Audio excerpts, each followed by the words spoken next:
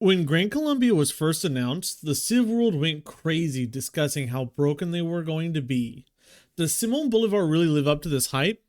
I think so, and today we're going to find out why as we go over their Civ ability and uniques in our latest Civ overview.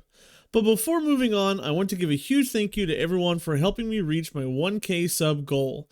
I'm absolutely floored and amazed at all the great comments and feedback, and I can't express my gratitude enough.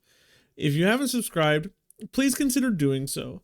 Also consider giving me a like or a comment. This takes a lot of work to do, playing each of these Civ games over and over again to try to get enough information on these leaders to give you enough information to play with. And your 1 second click makes my hours of testing and recording really worthwhile. Colombia's Civ ability, Ejército Patriota, is possibly the strongest single ability in the game.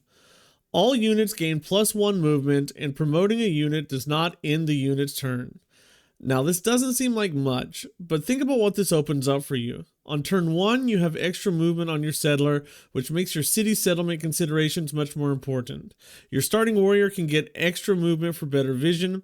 Your scouts get more first meets and more tribal huts. Your builders can move onto a hill and mine it on the same turn. Your apostles and missionaries move faster and farther. Your apostles can move as soon as they promote, so too can your rock bands. This is really only the civilian side of the bonus. Archers can move onto a hill and shoot. Your siege units can move one tile to reposition and shoot. The game is pretty carefully balanced around movement in a lot of ways, and Colombia removes that balance. It's a bonus that comes into play on turn 1, is always active without any extra input or thought from the player, and is absolutely bonkers. Simon Bolivar's unique ability, Campaña Admiral, gives you the Comandante General unit every era when the era rolls over. This unit is a unique great general that can have really strong retirement abilities. You get things like extra traders, 7 permanent combat strength, a mass bomb that kills other units nearby.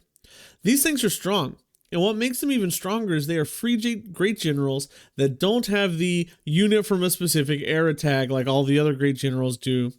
And they stack with other great generals. So your units, as long as you have a great general and a Comandante General, you will always be stronger than any other Civs units of equal tech when you have both of these. And most of the time, even if you just have one of them. And when you're not conquering, you get econ bonuses from their retirement abilities. So it's really good here.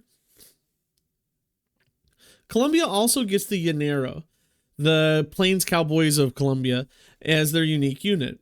They're a cav replacement that are cheaper and get 2 strength for each adjacent Llanero and fully heal when you pop a Comandante General. Now this is pretty good. It's better than regular cavalry in pretty much every way. But in this game, cavalry are really only good for raiding and destroying districts, so the combat bonus doesn't come into play all that much. It's good, you'll use them, you'll like them, but they're not the killing machines that you might think they should be. You're really going to be using them for raiding, and your +1 movement really helps with that.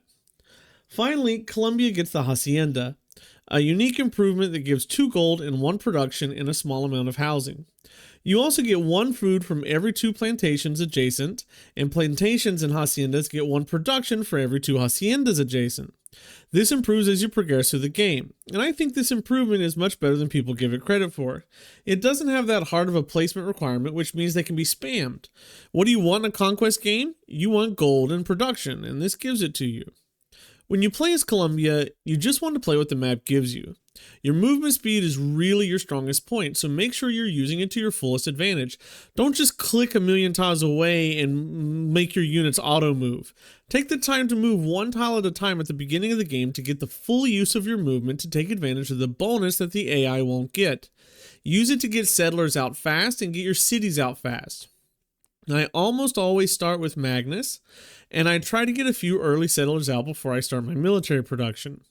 My military is faster, so if I start later, you can move to a neighbor even with slow units like a battering ram pretty quickly. There's no real secret to Colombia. Just use that extra movement to get improvements in cities out turns earlier than you would as anybody else. Colombia goes hard as a domination civ. They get extra great generals and they rock, but it's the movement speed that gets it. The fact that your archers can almost always move and shoot, the fact that your siege can move and shoot, your raiding light cavalry can move and pillage, your frontline melee units can move onto a farm and raid it. It's just so much fun to play a domination game as Colombia. 10 out of 10. I think religion is also the next best victory type. Yes, you don't get a bonus to profits, but you do have a high likelihood of getting an early boost to astrology. You also have a fast builder letting you chop your stuff out early. Your apostles can move when they promote, and your missionaries go everywhere faster, and this is great, so 7 out of 10. Diplo, science, and culture all run the same, with culture maybe getting a bonus due to the fact that the rock bands can promote and move. The fact that your builders move faster and can move onto hills without ending their turn is really a game changer. It's one extra turn of extra production or food or a chop, and that's fantastic, so 5 out of 10. Colombia really rocks. They were probably the best old Civ in the game, but with Yongla in the game now, the math is a little different. The movement speed is simple, but spectacular. Simon is an A+ leader.